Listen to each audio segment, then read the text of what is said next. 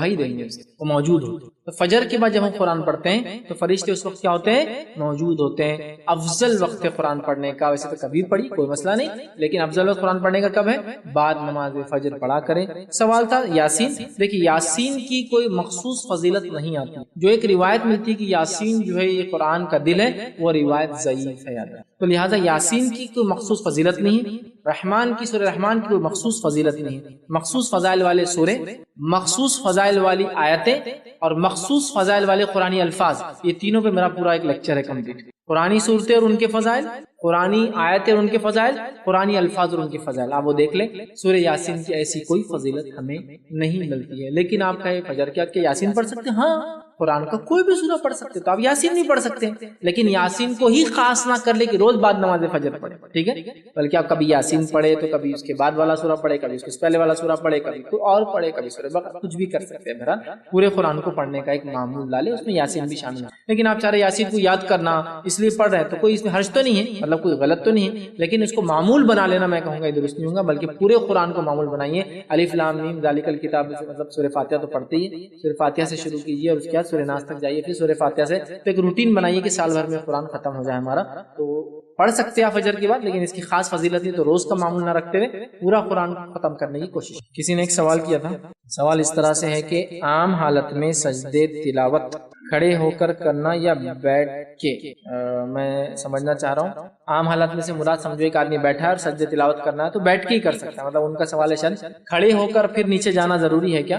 تو بہرحال ایسا ضروری نہیں ہے، آپ عام حالت میں تو آپ بیٹھ کر بھی سجدے تلاوت کر سکتے ہیں، اور آپ کھڑے ہیں تو کھڑے رہ کر بھی کر سکتے ہیں۔ آپ کو اللہ اکبر کہہ کے سجدہ کرنا ہے اور تسبیحات پڑھنا ہے۔ اگر آپ بیٹھے ہیں تو بیٹھنے کے بعد بھی آپ بیٹھنے کی حالت میں اللہ اکبر کہہ کے سجدے میں جا سکتے ہیں، کھڑے ہونا ضروری۔ بہت سے لوگ میں نے دیکھا سجدے تلاوت کے لیے اللہ اکبر بولتے ہوتے اور پھر رفع ہاتھ بھی اٹھاتے پھر جاتے، ایسا کچھ بھی نہیں۔ تو آپ اگر بیٹھے ہی آپ اللہ اکبر کہیں اور سجدے کی حالت میں چل جائے، تسبیحات سجدے کی پڑھے اور ختم، سجدے تلاوت تفصیلات دیکھنا ہے چل جاتا ہے۔ اور دوسرے شخص نے یہ سوچا کہ چھوٹے گناہوں پہ ہماری پکڑ نہیں ہوگی، لہٰذا اگر بڑے گناہوں سے بچتے رہیں اور چھوٹے اگر کر بھی لیے، کچھ چوری ہو گئی، کبھی جھوٹ بول دیا تھوڑا بہت، تو ان کو لگا کہ وہ چیز چل جائیں گی۔ تو اکثر مفسرین لکھتے ہیں کہ ان دو اشخاص، یہ دو لوگ، یہ دو شخصوں کے بارے میں، یہ دو پرسن کے بارے میں یہ صورت نازل ہوئی تھی، جس میں سے ایک کا یہ سوچنا تھا کہ چھوٹی نیکیاں کوئی اہمیت کی حامل نہیں ہیں، اور دوسرے کا یہ سوچنا تھا کہ چھوٹے گناہ کوئی بہت زیادہ اثر انداز نہیں ہوں گے۔ تو مفسرین لکھتے ہیں کہ اسی زمن میں یہ صورت یا یہ دو آخری آیتیں بہرحال نازل ہوئی تھی۔ بہرحال جو بھی وجوہات یا جو بھی وجہ شان نزول کی ریزنز رہے ہو وہ ایک الگ چیز ہے، لیکن یہ سورہ اپنے اندر جو ہے بڑا اہم پیغام لی ہوئی، یاد رکھیں بہت اہم اس کا جو میسج ہے۔ آئیے پہلے سورت کا ہم ترجمہ دیکھتے ہیں اور پھر ایک ایک آیت کر کے انشاءاللہ اس کی آیتوں کی جو تفسیر دیکھنے کی ہم کوشش کریں گے۔ اللہ رب العزت اس سورت کے اندر فرماتا ہے بسم اللہ الرحمن الرحیم اذا زلزلت الارض زلزالها، اللہ فرماتا اور کہتا ہے کہ جب زمین پوری طرح جھنجھوڑ دی جائیں گی، ٹھیک ہے، یہ قیامت کے زلزلے کے تعلق سے تذکرہ آ رہا ہے۔ دوسری آیت میں فرمایا وَأَخْرَجَتِ الْأَرْضُ أَثْقَالَهَا، اور اللہ فرماتا ہے اور زمین جو ہے اپنے بوجھ نکال کر باہر پھینک دیں گی۔ پھر اللہ فرماتا ہے آیت نمبر 3 میں وَقَالَ الْإِنسَانُ مَا لَهَا، تو انسان کہیں گا کہ اس کو آج کیا ہوا ہے جو اس طرح سے یہ زمین حرکت کر رہی ہے، ٹھیک ہے۔ پھر اللہ فرماتا ہے آیت نمبر 4 کے اندر یومئذ تحدث اخبارها، اور اللہ فرماتا ہے اس دن زمین اپنی خبریں دیں گی، مطلب خبریں دیں گی جو ہوا اس کے اوپر، وہ باتیں اللہ تعالیٰ کو سنائیں گی۔ اللہ رب العزت آیت نمبر 5 میں فرماتا ہے بِأَنَّ رَبَّكَ أَوْحَىٰ لَهَا، اور وہ اس لیے کریں گے کہ اس کے رب نے اس کو اس کے کرنے کا حکم دیا ہوگا۔ یومئذ یصدر الناس اشتاتا لیروا اعمالهم، اور اس دن لوگ اعمال کے اعتبار سے گروہ در گروہ، جتھا بن کے گروپس کے اندر جو آئیں گے، اور اس روز لوگ مختلف جماعتیں ہوں گے، بس لوٹیں گے تاکہ انہیں ان کے اعمال دکھا دیے جائے۔ اللہ فرماتا ہے پھر فرمایا فَمَن يَعْمَلْ مِثْقَالَ ذَرَّةٍ خَيْرًا يَرَهُ، اور جس نے بھی ذرہ برابر بھی کوئی نیکی کی ہوگی وہ بھی اسے پا لے گا، دیکھ لیں گا۔ وَمَن يَعْمَلْ مِثْقَالَ ذَرَّةٍ شَرًّا يَرَهُ، اور جس کسی نے ذرہ برابر بھی جو ہے شر کیا ہوگا، برائی کی ہوگی، گناہ کیا ہوگا، وہ بھی اس چیز کو دیکھ لیں گا۔ تو یہ تھا بہرحال مختصر سا اس سورت کا ترجمہ۔ آئیے کچھ باتیں اس کی تفسیر میں دیکھتے ہیں۔ اللہ فرماتا اور کہتا ہے اذا زلزلت الارض زلزالها، اور اللہ فرماتا ہے اور جب زمین پوری طرح جھنجھوڑ دی جائیں گی، اور اسی آیت کے اس لفظ سے زلزال سے اس سورت کا نام بھی جو ہے سورۃ زلزال پڑتا ہے۔ زلزال میں سمجھتا ہوں ہم سب سمجھتے ہیں وہ جو ہے زلزلے کی جمع ہے، یا زلزلہ جو ہم کہتے ہیں زلزال، ٹھیک، زلزلہ جو ہم کہتے ہیں وہی زلزال ہے، کہ عام طور سے زمین جب ہل جاتی ہے تو ہم کہتے ہیں کہ زلزلہ آ گیا، مطلب زمین جو ہے ہل گئی، یاد رکھیے، ٹھیک ہے۔ تو کہا اذا زلزلت الارض زلزالہ، اور جب زمین جو ہے پوری طرح سے جھنجھوڑ دی جائیں گی۔ تو یہ جو زلزلے کی بات ہو رہی ہے، جو زمین جس میں مکمل طور سے پوری طرح سے جھنجھوڑی جا رہی ہے، ہلا دی جا رہی ہے، یہ زلزلہ یاد رکھیے معمولی یا عام زلزلہ نہیں ہے۔ ہم دیکھتے ہیں زلزلے آتے ہیں اور زلزلے مخصوص علاقوں میں آتے ہیں، اور اللہ رب العزت جن قوموں پر ان کو بھیجتا ہے ان کے لیے خاص طور سے آتے ہیں، اور عموماً یاد رکھیے زلزلے جب آتے ہیں تو گناہگار لوگوں کے لیے آتے ہیں، گناہگار اقوام کے لیے آتے ہیں۔ ایسے لوگ جو سرکشی یا اپنے گناہ معصیت میں بڑھ جاتے ہیں، ان کو عبرت کے لیے، ان کو سزا کے لیے جو ہے یہ زلزلے آتے ہیں، اور دوسرے لوگوں کے لیے یہ زلزلے جو ہے عبرت ہوتے ہیں کہ ہم ان گناہوں سے، ایسی قباحت سے، ایسی برائی سے بچیں، ورنہ اللہ رب العزت ایسی سزا ہمیں بھی دے سکتا ہے، یاد رکھیں۔ تو زلزلے عموماً ہم سب جانتے ہیں زمین کے ہلنے کو کہتے ہیں، لیکن یہ جو زلزلہ جو مخصوص زلزلے کی بات ہو رہی ہے کہ جب مکمل زمین جھنجھوڑ دی جائیں گی، یہ زلزلہ معمولی زلزلہ نہیں، یاد رکھیں، یہ زلزلہ قیامت کا زلزلہ، یاد رکھیں، یہ قیامت کا زلزلہ ہے۔ یہ وہ زلزلہ ہے جس کے بعد کائنات ختم کر دی جائیں گی، یہ وہ زلزلہ ہے جس کے بعد انسان حساب و کتاب کے لیے اٹھائے جائیں گے، مطلب جو اس وقت موجود ہوں گے ختم کر دیے جائیں گے، اور جو اس سے پہلے جو تھے ان تمام کو اٹھایا جائے گا، مطلب سب کو پھر اٹھایا جائے گا اور لوگ حساب و کتاب کے لیے جائیں گے۔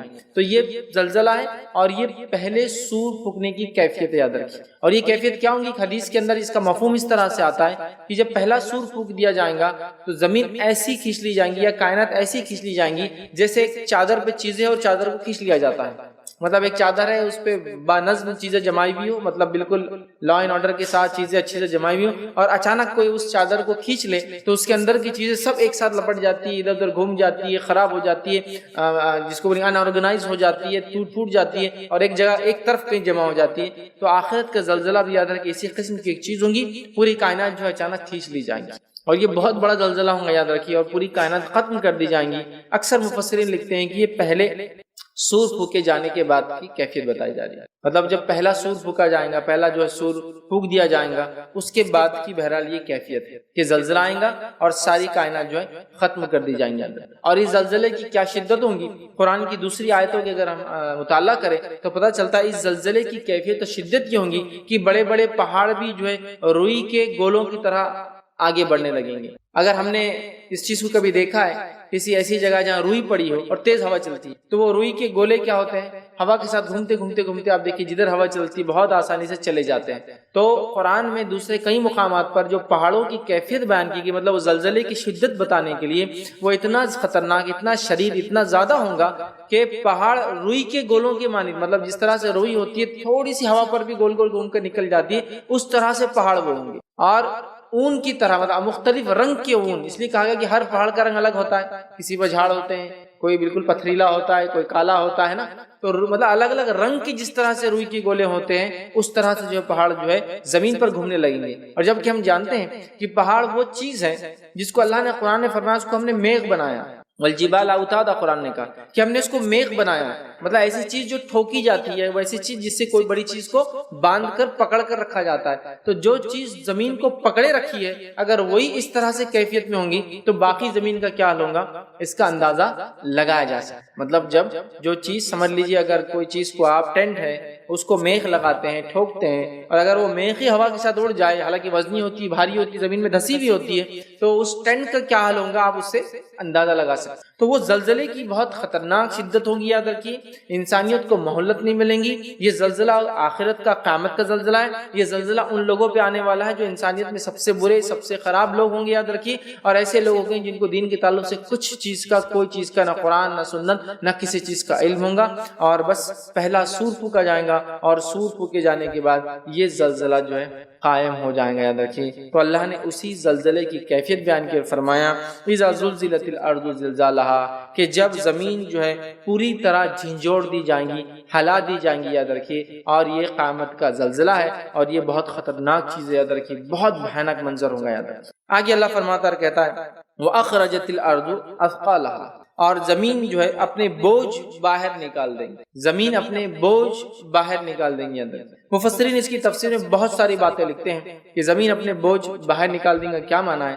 جس میں سے ایک ہی معنی ہے کہ زمین اپنے خزانوں کو جو کچھ اس کے اندر تھا نکال کر باہر رکھ دیں، زمین اس کے اندر جو کچھ مردہ انسان تھے ان کو نکال کر باہر رکھ دیں گے۔ اور اس تعلق سے، اس آیت کے تعلق سے مفسرین لکھتے ہیں یہ دوسرا سور پھونکے جانے کے بعد کی کیفیت ہے۔ مطلب پہلا سور پھونک دیا گیا، زلزلہ آیا، قیامت قائم ہو گئی، سب کچھ ختم ہو گیا، ٹھیک ہے، سوائے اللہ کی ذات کے۔ اس کے بعد پھر دوسرا سور پھونکا گیا، دوسرا سور پھونکے جانے کے بعد سب نکل کر آ گئے اپنی خبروں سے، زمین کے اندر سے۔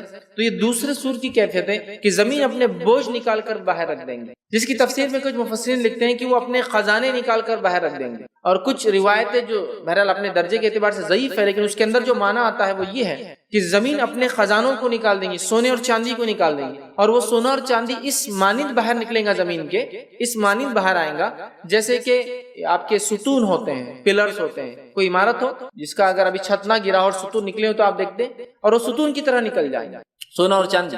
اور ایک شخص جس نے کسی کا قتل کیا ہوگا مال کے لیے، سونے اور چاندی کے لیے، وہ اس خزانے کو اور مال کو دیکھ کر کہیں گے ہائے افسوس، ہائے افسوس کہ میں نے اس کے لیے ایک انسان کا قتل کیا، اتنا بڑا گناہ اور جرم کیا، اور آج اس کو کوئی دیکھنے والا بھی نہیں۔ کچھ روایتوں میں آتا ہے کہ وہ سونے چاندی ایسا پڑے رہیں گے، زمین پہ گھومتے رہیں گے اور کوئی انہیں ہاتھ نہ لگائے۔ تو ایک انسان گزرے گا جس نے رشتے توڑے تھے مال کے لیے، وہ کہیں گے ہائے افسوس کہ جس مال کے لیے میں نے رشتے توڑے آج اس کو دیکھنے والا بھی کوئی نہیں۔ ایک شخص جس کا ہاتھ دنیا میں چوری کی وجہ سے کاٹا گیا ہوگا، کیونکہ اس نے مال کے لیے چوری کی تھی، غلط ذریعے سے مال کمانے کی کوشش کی تھی، یا چوری کی تھی مال، دوسروں کا مال جو ہتھیانے کی کوشش کی تھی، اس کا ہاتھ اس میں کٹا ہوگا، ہائے افسوس میرا ہاتھ دنیا میں اسی مال کی چوری کی وجہ سے کٹا اور آج اس مال کو لینے والا کوئی بھی نہیں، پڑا ہوا ہے وہ۔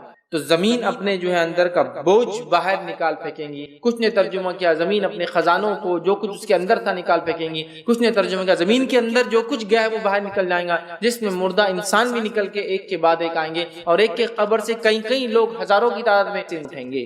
مطلب ہر جگہ سے، خبر سے مراد ایک لوکیشن سے اتنے لوگ اٹھیں گے، مطلب دنیا میں اتنے لوگ پیدا ہوں گے اور اتنے مریں گے ایک کے بعد ایک کہ ہر جگہ سے انسان جو ہے نکل کر آئے گا، جو جہاں مرا ہوں وہاں پڑا ہے، اس کی پھر روح واپس ڈالی جائیں گی، وہ واپس گوشت پوش اس کے اندر آ جائیں گا، اور جیسا انسان تھا پھر اٹھ جائیں گے اور مقام محشر کی طرف سب جمع ہونا چالو ہو جائیں گے، جو کہ شام کا علاقہ ہے، اس کو ارض محشر کہا جاتا ہے۔ اس جگہ سارے لوگ جمع ہو جائیں گے، زمین کو کھینچ دیا جائیں گے، ایک روایت میں آتا ہے پہاڑ پورے ختم کر دیے جائیں گے اس وقت۔ بہرحال تو یہ کیفیت دوسرے سور کی بات کی کہ زمین اپنے تمام چیزوں کو جو اس کے اندر ہے وہ نکال کر باہر پھینک دیں گی۔ مطلب انسان نے زمین پر رہ کر جو کچھ اس کے ذریعے کمانے کی کوشش کی، جو کچھ اس پہ تھا اس کے لیے کی، وہ ساری چیزیں اس کے سامنے ہوں گی، اور تب انسان کو یہ ریئلائز ہوگا، یہ حقیقت واضح ہوں گی کہ یہ تمام چیزیں آج میرے کوئی کام نہیں آنے والی سوائے ان کے جنہوں نے اس کا صحیح استعمال کیا۔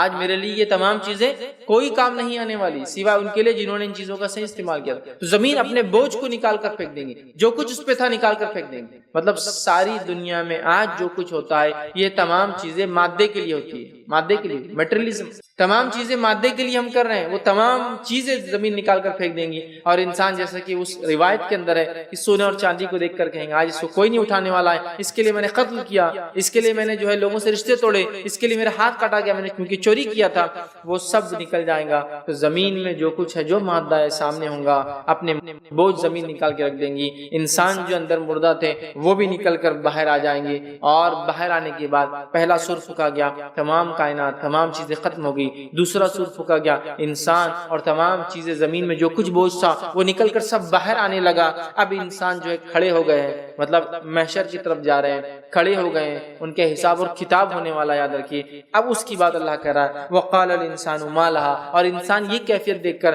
جب وہ خود اٹھ جائیں گا اور تمام زمین اپنے چیزوں کو نکال کر جو باہر رکھیں گی، اپنے بوجھ نکالیں گی، انسان کہیں گا کہ وقال الانسان ما لها، اور انسان کہنے لگیں گا اسے آج کیا ہو گیا ہے، مطلب زمین کو یہ کیا ہو گیا ہے، زمین ایسا کیوں کر رہی ہے، یاد رکھیے۔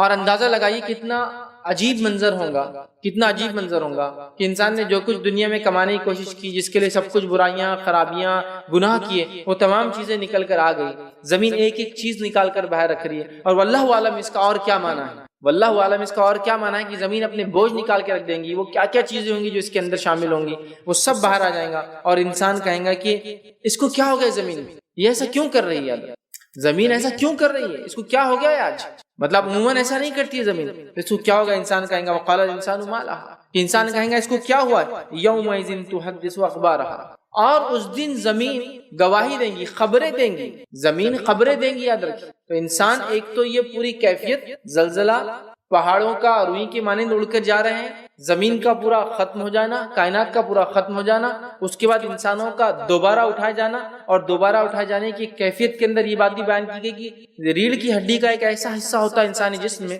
جو کبھی ختم نہیں ہوتا ہے۔ انسان مر جائے گا، سب کچھ اس کا ختم ہو جائے گا، مٹی بن جائے گا، چورا چورا ہو جائے گا۔ ریڑھ کی ہڈی کا ایک حصہ ایسا ہے جو کبھی ختم نہیں ہوتا ہے، اور روایت میں آتا ہے کہ وہ حصے سے پورا انسان بنے گا، اور انسان ویسے بنے گا جیسے سبزی اگتی ہے ویسے واپس بن جائیں گے۔ جیسے آپ نے بیج ڈال دیا اور سبزی پوری اگ جاتی ہے، اس طرح سے وہ ریڑھ کے ہڈی کے ایک حصے سے پورا انسان واپس بن جائے گا، پورا انسان واپس بن جائے گا۔ اور مشرکین مکہ کو یہ بات قبول کرنا بہت بھاری اور مشکل تھا۔ وہ یہ سوچتے تھے کہ انسان مرنے کے بعد، مٹی بنا دیے جانے کے بعد کیسے دوبارہ اٹھا جائے گا؟ مطلب جب ہم گوشت پوشت تھے تو ٹھیک ہے، لیکن جب ہم مٹی بن جائیں گے، اور ظاہر سی بات ہے خبریں وغیرہ پرانے جو ایسے لوگ جو مرے ہوئے ان کی ہڈیاں وغیرہ نکلتی تھی، جب اس کو دیکھتے تھے یہ تو سب کچھ ختم ہو گیا، پھر ہم دوبارہ کیسے اٹھیں گے؟ مطلب ان کو بڑا امیزنگ لگتا تھا، بڑا تعجب خیز لگتا تھا، بلکہ وہ اس پہ ایمان نہیں رکھتے تھے دوبارہ اٹھائے جانے پر۔ ٹھیک ہے، وہ کہتے تھے کیسے تعجب ہے، کیسے انسان اٹھیں گا؟ لیکن الحمدللہ جس دور سے میں اور آپ گزر رہے ہیں، اس دور کے اندر انسانیت کا یہ دعویٰ ہے کہ اگر مخصوص کچھ جانوروں کی اگر ہڈیاں بھی ان کو مل جائیں، یا وہ ہڈیاں مکمل طور سے مل جائے، تو وہ اس جانور کو واپس پیدا کرنے کی کوشش کرنے کے جو ہے پیچھے پڑے ہیں، ہے نا، کہ وہ چیز کو واپس بنایا جائے۔ تو اللہ رب العزت کے لیے کیا ناممکن ہے؟ کیا ناممکن ہے کہ جب پہلی بار اللہ رب العزت انسان کو پانی کے خطرے سے بناتا ہے تو دوسری بار اس کو پھر واپس پیدا کرے؟ اس لیے کہ کسی چیز کو بنانے میں اگر تکلیف اور مشکل آتی ہے تو وہ پہلی بار آتی ہے، لیکن دوسری بار اگر اس کو پھر سے بنانا ہے تو اس کو کچھ مشکل نہیں ہوتی، اس لیے کہ پہلی بار اس چیز کو بنا چاہے۔ کمپیوٹر پہلی بار بنے، آج پوری ٹیکنالوجی بھی ختم ہو جائے، انسان کمپیوٹر پھر سے بنا لیں گے، اس لیے کہ اس کو آئیڈیا آ چکا ہے، پہلے اس نے بنا چکا ہے۔ تو جب اللہ رب العزت نے پہلے ہمیں پانی سے پیدا کیا، پانی کے خطروں سے پیدا کیا، منی کیا ہے؟ پانی کا خطرہ ہے، پھر دوسری بار اس کے لیے کیا ناممکن ہے؟ لیکن مشرکین مکہ کے لیے بالکل تعجب خیز بات تھی، کیسا ہوگا کہ ہم مٹی بنائے جانے کے بعد کیسے ہم دوبارہ اٹھائے جائیں گے؟ وہ تعجب کرتے تھے، ہے نا، تعجب کرتے تھے۔ اور اسی تعجب کے جواب میں اللہ رب العزت نے قرآن کے اندر، اگر آپ دیکھیں، یہ ہم دیکھیں قرآن کے اندر بار بار ہم دیکھتے ہیں انسانی پیدائش کا تذکرہ ہے، انسان کے پیدائش کا تذکرہ ہے، انسان کیسے پیدا ہوا، وہ منی کہاں، مطلب انسان ریڑھ کی ہڈی سے جو ہے نکلتا ہے، پھر وہ ماں کے پیٹ میں پہنچ جاتا ہے، پھر وہ نطفہ، علقہ، مضغہ، عظامہ، لحمہ، خلقہ آخر، اس کے پورے اسٹیجز سے گزرتا ہے، اور اس کے بعد بچہ جو ہے پیدا ہو جاتا ہے نا۔ تو اللہ تعالیٰ نے اس کو بہت ڈیٹیل میں تذکرہ کیا، اس لیے کیا کہ جب انسان اپنی پہلی بار پیدائش پر غور کرتا ہے نا تو دوسری بار اٹھائے جانے پر خود بخود ایمان لا لیتا ہے۔ جب پہلی بار اپنی برتھ کو انسان دیکھتا ہے، پیدائش کو، تو دوسری بار اٹھائے جانے پر ایمان لا لیتا ہے۔ کیوں؟ اس لیے کہ پہلی بار پیدائش ہی ناممکن ہے، مطلب ہڈیوں سے بننا یہ تو پھر بھی امکان ہے، پہلی بار پانی کے خطرے سے اللہ ہڈی گوشت سب بناتا ہے، یہ تعجب کی بات ہے، یہ سمتھنگ امیزنگ ہے۔ دیکھیے آپ، انسان اس میں غور کرے تو وہ ایمان لائیں گا دوبارہ اٹھائے جانے پر۔ تو ہماری پیدائش کا تذکرہ بار بار کیوں کیا گیا کہ اگر ہم اپنی پیدائش کو دیکھیں تو دوبارہ اٹھائے جانے پر ایمان لا لیں گے، اگر ہم اپنے آپ کو دیکھیں تو ہم کائنات بنانے والے پر ایمان لا لیں گے۔ معلوم ہے اتنی انسانی جسم کو اللہ نے سوفسٹیکیٹڈ اس انداز سے بنایا۔ تو ریڑھ کی ہڈی کا ایک حصہ ہے جو کبھی ختم نہیں ہوتا، اور اس سے انسان ایک روایت میں آتا ہے ایسے بنیں گے جیسے سبزیاں اگتی ہیں نا، ویسے انسان ہو گیں گے اس حصے سے۔ ٹھیک ہے، تو کچھ بھی اگر کچھ بھی نہ بھی ہو تو اللہ تعالیٰ کے لیے ممکن ہے ہر چیز۔ اس لیے کہ ایک روایت بھی آتی ہے کہ ایک حدیث کے اندر یہ الفاظ ہے کہ ایک شخص تھا، اس نے اپنے بیٹوں سے وصیت کی کہ دیکھو جب میں مر جاؤں تو مجھے جلا دینا اور مختلف پہاڑوں پر جانا اور میری راکھ کو پھونک کر اڑا دینا، اگر اللہ قادر ہوں گا تو مجھے اٹھا لے گا۔ اس کے بچوں نے وصیت کے مطابق جب وہ مر گیا اسے پورا جلا دیا، اس کو ایشز میں تبدیل کر دیا، راکھ بنا دیا۔ اس کے بعد راکھ کو لے آ کے مختلف پہاڑوں پہ سے پھونک دیا۔ اللہ رب العزت نے فوراً اس کو جیسی یہ مولا اس کو اپنے سامنے حاضر کیا اور کہا میرے بندے کیوں کیا تھا تو نے ایسے، کیوں کیا تھا ایسے؟ تو کہا اللہ میں اتنا گنہگار تھا کہ تیرے سامنے کھڑا ہونے کو میں ڈر رہا تھا، میں بہت گنہگار تھا، تیرے سامنے کھڑا ہونے کو میں ڈر رہا تھا۔ اللہ رب العزت نے اس ڈر کی وجہ سے، جو اللہ کے سامنے کھڑے ہونے سے ڈر رہا تھا، اس لیے اس نے وصیت کی تھی، اللہ تعالیٰ نے اس کی مغفرت۔ آپ سمجھ رہے ہیں؟ تو وہ آدمی دیکھیے اس کو راکھ بنا دیا گیا ہے نا۔ مشرکین مکہ سوچ رہے مٹی ہو جائے تو کیسا ہوگا، تو راکھ ہے، دھواں بن گیا کہ انسان ایشز میں تبدیل ہو گیا۔ اللہ نے اس کو کھڑا کر دیا۔ اللہ کے لیے یاد رکھیے ہر چیز ممکن ہے، ایسی کوئی چیز ہے جو ناممکن ہے۔ لیکن مشرکین مکہ تعجب میں تھے، تو یہاں اللہ کہہ رہا انسان اٹھیں گا اور اٹھنے کے بعد کہیں گا یہ زمین کو اس کو کیا ہو گیا ایسا کر رہی ہے، اور زمین اس دن خبریں دیں گی، انفارمیشن دیں گی، جس کے تعلق سے محدثین کچھ روایتوں کو لاتے ہیں یہاں، جو کہ سند کے اعتبار سے مثلا بہت مضبوط نہیں ہے، ضعیف کے درجے میں پہنچتی ہے، لیکن اس میں کچھ باتیں پتہ چلتی ہے، اس کے اندر سے کچھ باتیں جو پتہ چلتی ہے، اور کچھ اس میں روایتیں حسن درجے تک بھی بہرحال جاتی ہے۔ ایک جامع ترمذی کی روایت حسن درجے تک جاتی ہے، اس کے اندر یہ الفاظ ہے کہ نبی اکرم صلی اللہ علیہ وسلم نے فرمایا کہ زمین کی خبر کیا ہے، کیا میں تمہیں بتاؤں؟ صحابہ نے کہا اللہ کے رسول زمین کی خبریں کیا ہے ذرا ہمیں بتائیے۔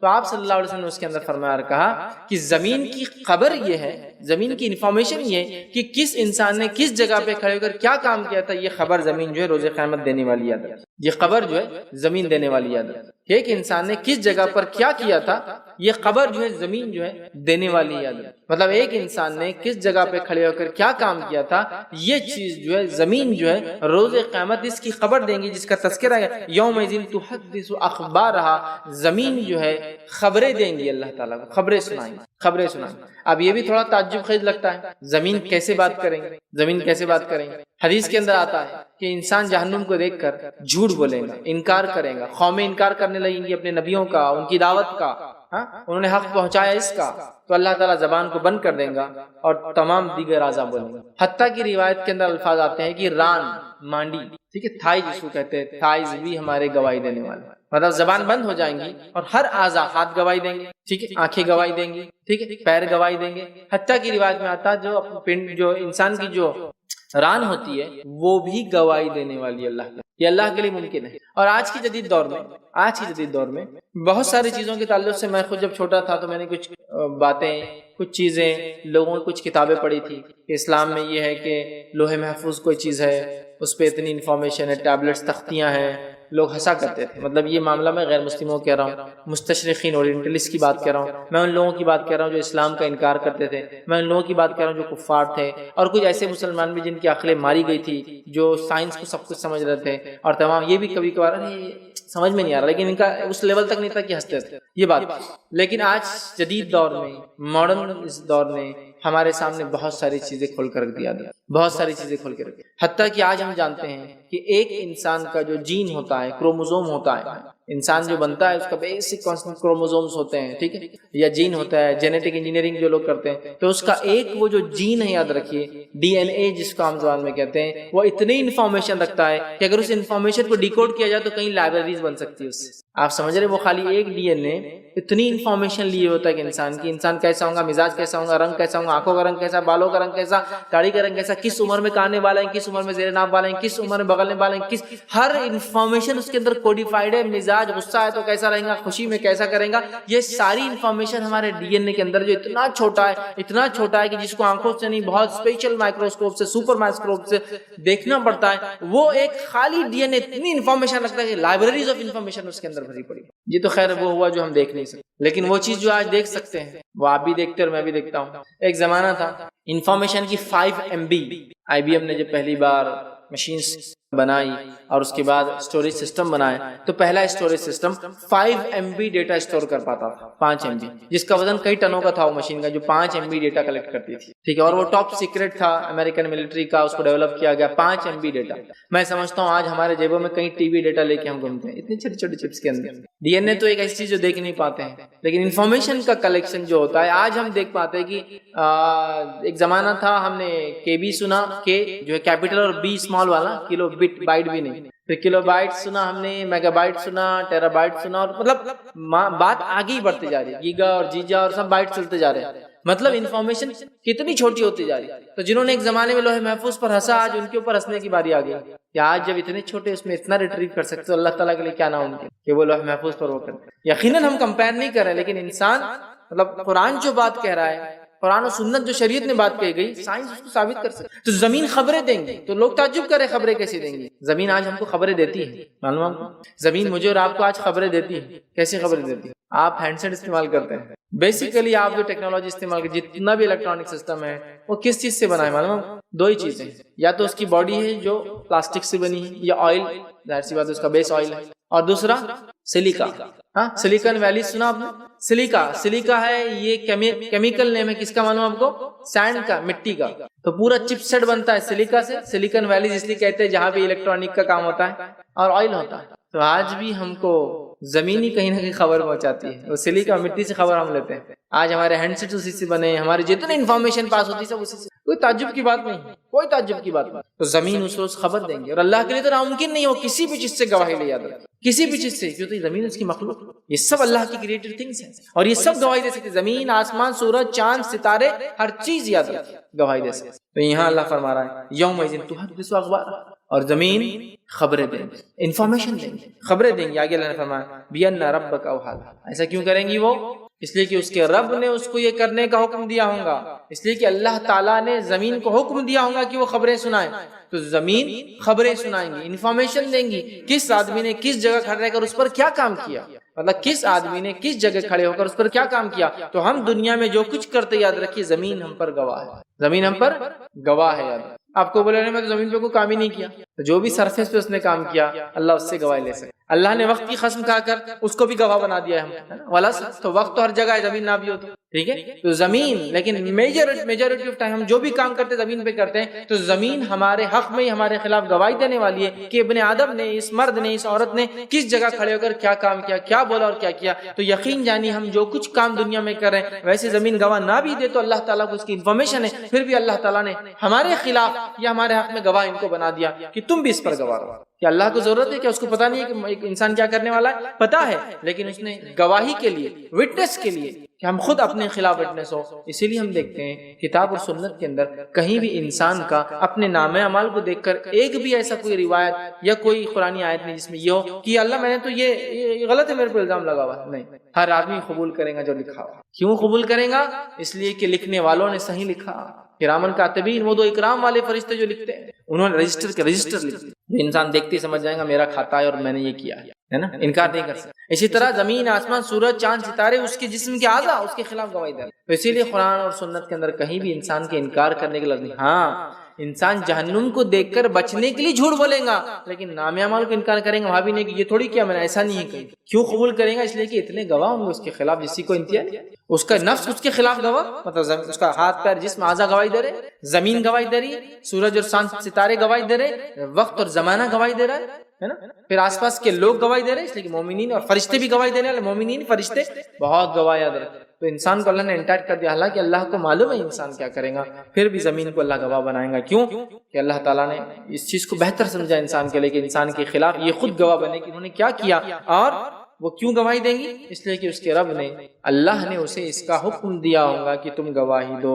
آگے اللہ فرماتا اور کہتا ہے یومئذ یصدر الناس اشتاتا لیروا اعمالهم، اللہ فرماتا اور کہتا ہے کہ اس دن، اس روز لوگ مختلف جماعتیں ہو کر واپس لوٹیں گے۔ اب اس کی دو معنی ہیں، مختلف جماعتیں ہو کر زمین سے نکلنے کے بعد اللہ کی طرف حساب کتاب کو لوٹیں گے، دوسرا معنی حساب کتاب کے بعد مختلف جماعتیں بن کر جنت اور جہنم میں لوٹیں گے۔ دو معنی، اس روز لوگ مختلف گروہ میں، جماعتوں میں واپس لوٹیں گے۔ تو اس کے دو معنی، ایک کہ لوگ خبروں سے نکل کر حساب و کتاب کے لیے مختلف جماعتوں میں لوٹیں گے، دوسرا معنی ہے لوگ حساب و کتاب کے بعد جنت اور جہنم میں جانے کے لیے گروہوں میں لوٹیں گے۔ اب یہ جو انسان لوٹ رہے ہیں چاہے وہ اٹھنے کے بعد سے لے کر اللہ کے پاس حساب و کتاب سے لے کر جنت اور جہنم، اس میں جو ہے بہت سارے مفسرین لکھتے ہیں یہ گروہ جماعتوں سے مراد یہ کہ مختلف اعمال کے اعتبار سے یہ لوگ ہوں گے۔ کسی کے چہرے روشن ہیں، چمکدار ہیں، یہ جنتی لوگ، یہ الگ گروہ میں جائیں گے۔ کسی کے چہرے سیاہ ہے، یہ جہنمی لوگ ہیں، اور یہ سیاہ کیوں ہوں گے؟ خوف اور ڈر سے جہنم، وہ الگ جائیں گے۔ سمجھ رہے آپ؟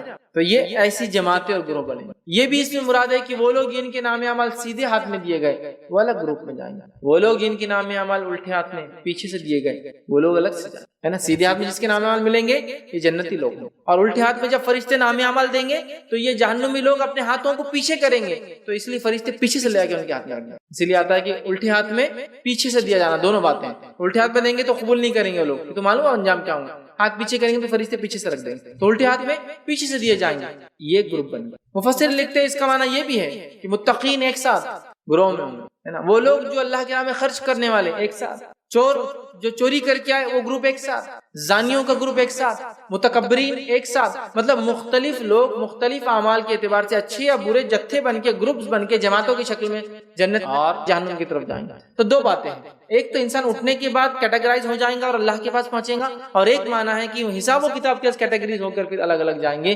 تو اس سے پتہ چلا کمپنی بہت اچھی ہونا چاہیے، صحبت بہت اچھی ہونا چاہیے، اس لیے کہ روایتوں میں یہ بھی آتا ہے دنیا میں جس صحبت میں ہم رہا کرتے تھے جنت میں اگر داخل ہوں گے تو اسی صحبت میں ہم رہیں گے۔ اور خاص بات یہ رشتہ داروں کے تعلق سے حدیث میں آتا ہے کہ انسان جن رشتہ داروں کے ساتھ دنیا میں رہتا تھا ان سے محبت کرتا تھا، جنت میں بھی انہی کے ساتھ. اور اگر کوئی رشتہ دار نیچے رہ گیا، مطلب ایک رشتہ دار ہے، سمجھ لیجئے 2 بھائی تھے ساتھ رہتے تھے، ماں باپ اور بیٹے ساتھ رہتے تھے، اب ہوا یہ کہ والدین کا مقام اونچا ہو گیا ان کے اعمال کے اعتبار سے، بچے نے اعمال کم کیا لیکن جنتی تو وہ بھی ہے، تو اللہ تعالیٰ چونکہ ان کو ساتھ رکھیں گا نیچے والے کا درجہ بڑھا کے اوپر والے کے پاس لا لیں گا. تو گویا متقین کی جو صحبت ہے اس کا فائدہ یہ ہوا کہ دنیا میں سمجھ دوستی کرتا تھا، دوستوں کے ساتھ رہتا تھا، جو دوست اچھے متقی پرہیزگار تھے وہ چاہیں گے جنت میں بھی ساتھ رہیں. اب ان کا مقام اونچا، اگر کچھ دوستوں کا جو متقی پرہیزگار تھے تو یہ کم درجے والے کا درجہ بھی اونچا کر کے ان کے برابر لے جایا جائے گا. یہ فائدہ ہوگا نیک لوگوں کی صحبت کا دنیا میں، آخرت میں یہ فائدہ ہے نا. تو والدین اگر نیک تھے، اولاد بھی نیک تھی لیکن والدین کا مقام نہیں حاصل کر سکی اس سے، تو ان کو اوپر. بچے اگر نیک تھے والدین سے، ان کا مقام اونچا ہے، والدین کے ساتھ نیچے والدین کو اٹھا کے اوپر لے چل جایا جائے. سمجھ رہے؟ تو گروہ در گروہ لوگ آئیں گے اور جنت میں بھی جو ہے گروہ در گروہ رہیں گے. مختلف لوگوں کی پڑوسی ہوں گی، کچھ انبیاء کے پڑوسی ہوں گے، کچھ متقی اور پرہیزگار لوگوں کی پڑوسی ہوں گے، کچھ لوگ صبر کرنے کی وجہ سے جو آئیں گے جنت کے بیچ میں ہوں گے، حالانکہ ان کا حق تھا پھر بھی لیا ہوں گے نا. ہے نا، جنت کے بیچ میں، جنت کے بازو میں، ادھر بہت ساری چیزیں، تو مختلف گروپ ہے. ٹھیک ہے، پھر جنت کے اندر جو ہے جنت الفردوس، یہ جو ہے عرش کے سب سے سینٹر والا حصہ ہے جنت کا، سب سے، چونکہ جنت عرش کے نیچے ہے، سب سے سینٹر والا حصہ جنت الفردوس. جنت الفردوس کے اندر اس کے بیچ کا حصہ مقام محمود، اور اس کے اندر بھی سب سے ٹاپ موسٹ حصہ وسیلہ. نبی اکرم صلی اللہ علیہ وسلم نے حدیث میں فرمایا جو اذان کی بات میرے لیے وسیلہ مانگے، میرے سے وسیلہ نہیں ہے، میرے لیے وسیلہ جنت الفردوس، مقام محمود، وسیلہ. اور آپ سے کہتے ہیں کہ مجھے امید ہے مقام محمود اور وسیلہ مجھے ملنے والا ہے. تو اگر جو میرے لیے اذان کے بعد وسیلے کی دعا کرے گا مطلب میرے لیے، مجھ سے نہیں. بہت سارے لوگ بولتے ہیں نبی کا وسیلہ جائز ہے، کیوں؟ اذان کی دعا کے اندر ہے، اذان کی دعا کے اندر ہے. تو وہاں محمد صلی اللہ علیہ وسلم سے وسیلہ نہیں، محمد صلی اللہ علیہ وسلم کے لیے اللہ وسیلہ دیتے، وہ سب سے ٹاپ موسٹ حصہ ہے، سب سے بیچ والا حصہ ہے نا. تو الگ الگ دیکھیے، وسیلہ، مقام محمود، جنت الفردوس، پھر جنت کے بیچ کا حصہ، بہت ساری چیزیں، پھر جنت کے مختلف حصے، درجات، پارٹیشن، حتیٰ کہ سب سے آخری آنے والا سب سے نیچے درجے میں بھی نیچے ہوگا. جنت اونچی بھی ہے نا، یہ بیچ کا جتنا حصہ ہو رہا اتنا اونچا ہوتا جاتا ہے. تو سب سے نیچے، سب سے ظاہر سے سینٹر سے سب سے دور بھی ہوں گا، سب سے چھوٹی جنت جو حاصل کریں گا وہ آدمی ہوگا جو سب سے آخر میں آئے گا. صحیح مسلم کی روایت ہے جب آخری انسان جہنم سے نکلے گا جو جنتی ہوں گا، مطلب عقیدے توحید میں اس کی کوئی گڑبڑ نہیں ہوں گی، اعمال کے اعتبار سے بہت اس نے خراب اعمال کیے ہوں گے، سزا بھگت لیں گا، بھگت کر جب نکلیں گا جانے لگیں گا تو چونکہ انسانی سوچ چھوٹی ہوتی ہے، ادنا ہوتی ہے، اس کو اتنا نہیں سمجھتا ہے، تو وہ سوچتے ہوئے جا رہا ہوگا کہ کوئی جگہ باقی ہے کہ جنت میں لاسٹ، اس کو معلوم ہوگا وہ لاسٹ ہے، اس کے بعد کوئی بھی نہیں، کوئی جگہ ہے یا نہیں، وہ اس کی فکر یہ ہوگی. وہ آ کے کھڑا ہو جائیں گا، اللہ تعالیٰ پوچھیں گا اے بندے کیا چاہیے تجھے؟ تو وہ کہیں گا اللہ بس زیادہ کچھ نہیں، بس جنت دیکھ لو ایک بار، اتنا ہی میرے لیے کافی، کیونکہ اس کی امید یہ ہوگی کہ جگہ ہی نہیں ہے اندر. ٹھیک ہے، اور کوئی خواہش تو کچھ بھی نہیں، وہ جھانکیں گے اور وہیں رک جائیں گے. اللہ پوچھیں گا اے بندے تو نے مجھ سے وہ کیا تھا دیکھنے کا، باہر نہیں جا رہا، تو اللہ بس ایک اور گزارش ہے، یہاں رک جاؤ تو اتنا ہی کافی. اللہ ٹھیک ہے رک جاؤ، پھر یہاں کوئی مسئلہ نہیں. پھر کہیں گے اللہ پوچھیں گا اس سے کہ تم وہاں رک گئے، تم نے تو کہا تھا وہاں رک کے واپس جاؤ، مطلب وعدہ کیا تھا کہ جھانکوں گا، پھر وعدہ تھا کھڑے رہوں گا. تو کہیں گے اللہ بس تھوڑا دروازے کے بازو کھڑے رہنا، اتنی مہلت دے دے تو کافی. اللہ کہ ٹھیک ہے، پھر جا کے کھڑا ہو جائیں گے، ہٹیں گے نہیں وہاں سے. اللہ پوچھیں گا اب کھڑے بھی ہو گئے تم ہٹ رہے نہیں، تو کہیں گے اللہ بس وہ کچھ جگہ ہوں گی تو یہیں رک جانے کا ارادہ کرتا ہوں. تو اللہ کہیں اچھا ٹھیک ہے کیا چاہیے؟ تو پوچھیں گے اللہ کچھ جگہ ہے کہ باقی، لیکن مطلب میں رہنا چاہتا ہوں. تو اللہ پوچھیں گا اچھا کیا امید ہے تم کیا خواہش کرتے ہو؟ تو اب انسان کی کیا خواہش ہوگی؟ 20-30 کا پلاٹ ہی رہتی ہے ہماری خواہش، اس سے اونچا کیا ہے؟ اللہ 20 فٹ بائی 30 فٹ مل جائے تو یہی کافی ہوتا ہے. چھوٹا پلاٹ کا ایک سائز ہوتا ہے، اتنا ہی ہوتا ہے. تو ویسے کچھ تو بھی سوچتے رہیں گا انسان. مطلب ہم لوگ اللہ تعالیٰ کے بارے میں جو ہے نا وہ حقیقی یقیناً ویسا گمان نہیں کر سکتے جیسے ہمارا رب جو ہے. بہرحال تو سوچیں گا جگہ ہے کیا؟ تو اللہ کا اچھا کتنی چاہیے؟ وہ اس کے گمان میں کچھ نہیں، وہ کچھ نہیں بول پائیں گے. اللہ کہیں گے اچھا دنیا میں جو سب سے بڑی سلطنت تھی، دنیا کی جو سب سے بڑی سلطنت تھی اتنی جگہ دے دوں؟ وہ کہیں گے ہاں پھر تو ٹھیک ہے، یہ تو بہت ہو گئی نا، سب سے بڑی سلطنت، ہاں اتنی تو دے دو چلیں گے. تو اللہ کہیں گے دنیا کی جو سب سے بڑی سلطنت تھی اس کے 10 گنا بڑی جنت میں تجھے دے دوں. یہ سب سے چھوٹی جنت، دنیا کی سب سے بڑی سلطنت کی 10 ٹائمز گریٹر، سب سے چھوٹی سب سے ادنا جنت ہے. اور ایک روایت میں آتا ہے اس سے پوچھا جائے گا کہ زمین جتنی دے دوں؟ وہ کہیں گے ہاں زمین تو بہت ہو، ہمارے دنیا 64,000 کلومیٹر پورا، ہاں یہ تو کافی ہے. تو اللہ کہیں گا زمین سے 10 گنا بڑی میں تو جنت، سب سے چھوٹی جنت زمین سے 10 گنا بڑی، ہمارا ارتھ سے 10 ٹائمز بڑی، سب سے لیس، سب سے ہلکی، سب سے ادنا، سب سے آخری جنت ہی والی. سمجھ رہے ہیں؟ تو لوگ گروپس میں جا رہے ہیں، گروپ اعمال کے اعتبار سے گروپ میں جا رہے ہیں. انبیاء کا ایک گروپ جا رہا ہے، صدیقین کا ایک گروپ جا رہا ہے، شہداء کا گروپ ہے، صالحین کے اندر پھر مختلف اعمال جو مختلف صدقات، خیرات، روزہ، نماز، زکوٰۃ، حج اور مختلف اعمال کے اعتبار سے جا رہے ہیں.